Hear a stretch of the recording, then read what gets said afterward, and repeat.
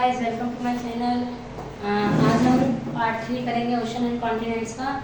और मैं आपको जल्दी से जल्दी चैप्टर नंबर 1 की भी वीडियो प्रोवाइड करूँगी एसएसटी की क्लास 6 की, ठीक है।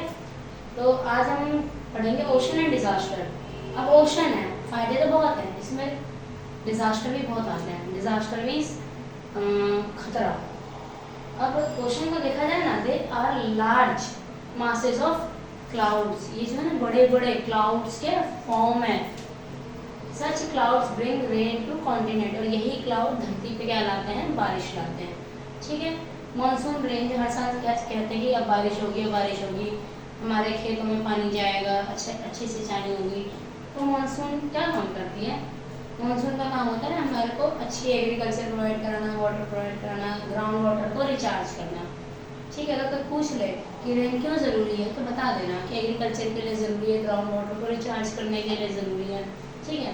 Monsoon rain originate from, monsoon rain originate होती है यानी ओशन से ओरिजिनेट होती है।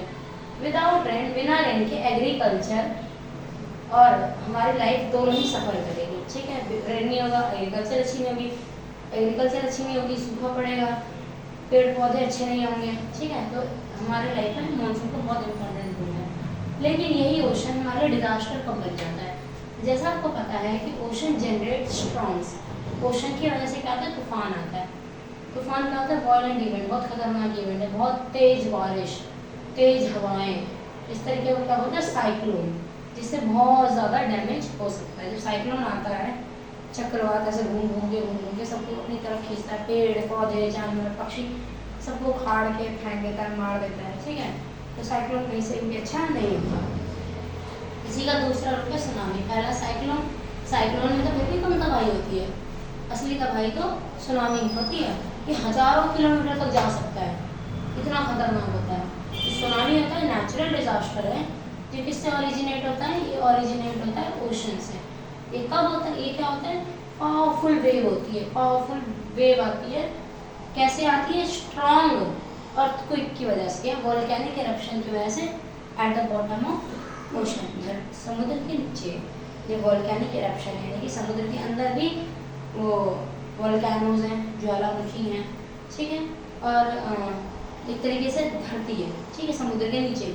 जब वहाँ पे अर्थक्वेक आता है तो क्या होता है? सुनामी आती है, वो वेव्स बहुत तेज तेज उठने लगती हैं, ठीक है, जिससे नेचुरल डिजास्टर होता है। अगला आता है बॉटम ऑफ द ओशन का। Tsunami can travel thousands of kilometre and submerge coastal area causing widespread damage। क्या बोला है कि सुनामी जो होता है वो थाउजेंड्स किलोमीटर ऑफ ट्रैवल कर सकता है और कोस्टल एरिया में जाकर मिल जाता है, एक जगह से दूसरी जगह, दूसरे सुनामी, दूसरे समुद्र से तीसरी जगह जाके मिल जाता है। अब ऐसा ही एक इवेंट हुआ था, ये पूरा इवेंट के बारे में मैंने बताया हुआ है। क्या बताया कि 26 दिसंबर 2004 को इंडिया और 13 अदर कंट्री में, 2004 में 13 अदर कंट्री में क्या हुआ था?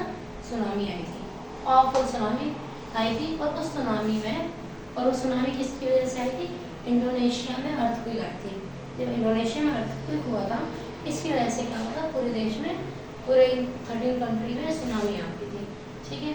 हमारे इंडिया में क्या इफेक्ट पड़ा इसका कि अंडमान निकोबार आइलैंड और कोस्टल ऑफ तमिलनाडु और केरला सबसे ज़्यादा डैमेज हुआ था। बहुत सारे लोगों की जान गई थी, घर टूटे थे, सब तबाह हो गया था। सुनामी बहुत कम आता है, लेकिन जब आता है ना तो बहुत तबाही मचाता है, ठीक है। और ऐसे इवेंट जैसे डिजास्टर जैसे इवेंट को कौन हैंडल करता है? डिजास्टर मैनेजमेंट इंडिया के अंदर। इंडिया का भी खुद का डिजास्टर मैनेजमेंट है, नेशनल डिजास्टर मैनेजमेंट अथॉरिटी, जो इन सारे तरीके के डिजास्टर से डील करता है। आपको इतना समझ में आया? हम नेक्स्ट पढ़ेंगे हम कॉन्टिनेंट्स के बारे में, ठीक है।